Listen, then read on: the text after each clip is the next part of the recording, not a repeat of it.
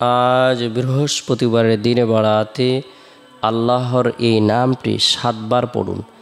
গায়েবী টাকা আসবে, ঋণ পরিশোধ হবে, দোয়া কবুল হবে, আশা আকাঙ্ক্ষা পূরণ হবে।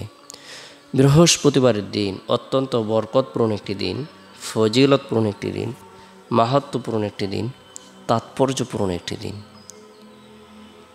এই দিনে আল্লাহ তাআলা মুমিন মুসলমানদের জন্য, ঈমানদারদের জন্য বিশেষ নিয়ামত প্রদান করে থাকেন। আল্লাহ পাক রব্বুল আলামিন আসমানের দরজাসমূহ উন্মুক্ত করে দেন।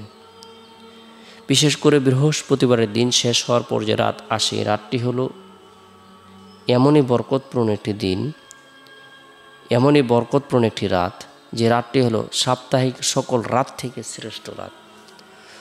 এ রাতে আল্লাহ তাআলা নূর প্রদান করে থাকেন, দোয়া কবুল করে থাকেন, অসংখ্য অগণিত নারী পুরুষদেরকে জাহান্নাম থেকে মুক্তি প্রদান করে থাকেন, দোয়া কবুল করে থাকেন। বরকতপূর্ণ এই দিনে আমরা এবং বরকতপূর্ণ রাতে আমাদের সময় সুযোগ অনুপাতে নফল ইবাদত বন্দেগী করার জন্য চেষ্টা করব। তাসবিহ তাহলিল দোয়া দুরুদ ওজিফা আমল করার জন্য চেষ্টা করব। বৃহস্পতিবারের দিন ফজরের নামাজ সম্পূর্ণ করার পর আমরা আয়াতুল কুরসির আমল করব। যে ব্যক্তি ফরজ নামাজ সম্পূর্ণ করার পর আয়াতুল কুরসি আমল করবে, আল্লাহ তাআলা তাকে মৃত্যুর সাথে সাথে জান্নাতে প্রবেশ করাবেন। আল্লাহ পাক রব্বুল আলামিন তাকে বিপদ আপদ থেকে, চিন্তা পেরেশানি থেকে নিরাপত্তা দান করবেন। আল্লাহ তাআলা তার কাজের মধ্যে সফলতা দান করবেন। মানুষ শয়তান, জিন শয়তান, খবিশ শয়তান, সকল ধরনের শয়তানের চক্রান্ত থেকে আল্লাহ তাআলা তাকে নিরাপত্তা দান করবেন। আমরা ফজরের নামাজ সম্পূর্ণ করার পর আয়াতুল কুরসির আমল করব।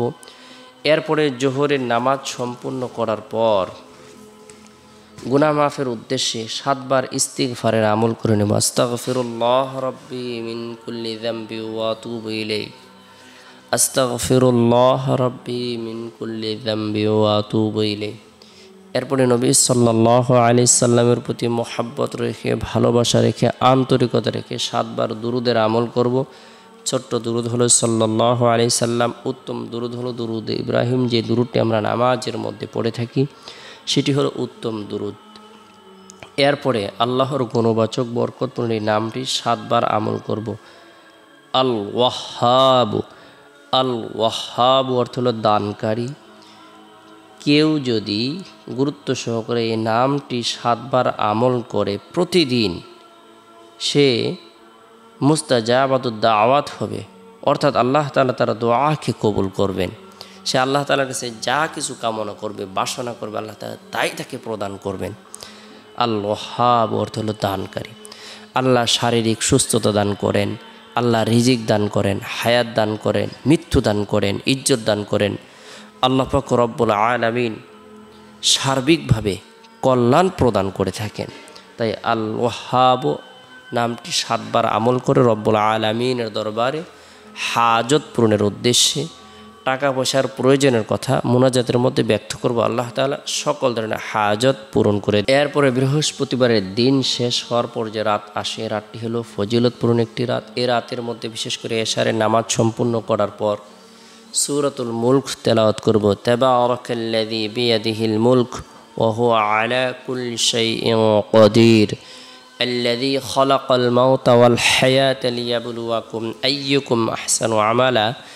যে ব্যক্তি রাতের বেলায় সূরাতুল মুলক আমল করবে, পাঠকৃত সূরা, তেলাওয়াতকৃত সূরা তেলাওয়াতকারীর জন্য সুপারিশ করবে। সুবহানাল্লাহ। আল্লাহ তাআলা তাকে কবরের ফিতনা, কবরের সওয়াল, কবরের আযাব থেকে নিরাপত্তা দান করবেন। সূরাতুল মুলক নিজেরা তেলাওয়াত করব, স্ত্রী সন্তানদেরকে তেলাওয়াত করার ব্যাপারে উৎসাহ প্রদান করব। এরপরে বৃহস্পতিবার রাত পানোর পূর্বে তাসবিহ হাতে নিয়ে নবী সাল্লাল্লাহু আলাইহি সাল্লামের প্রতি মোহাব্বত রেখে, ভালোবাসা রেখে দুরুদের আমল করব। আল্লাহুম্মা সাল্লি আলা মুহাম্মাদিন আবদিকা ওয়া রাসূলিক ওয়া সাল্লি আলাল মুমিনিনা ওয়াল মুমিনাত ওয়াল মুসলিমিনা ওয়াল মুসলিমাত আল্লাহুম্মা বিসমিকা আমুতু ওয়া আহয়া। এই দোয়াটি পাঠ করে ঘুমিয়ে যাব। চেষ্টা করব রাতের 1/3 অংশে ঘুম থেকে জাগ্রত হয়ে তাহাজ্জুদের নামাজ পড়ার জন্য।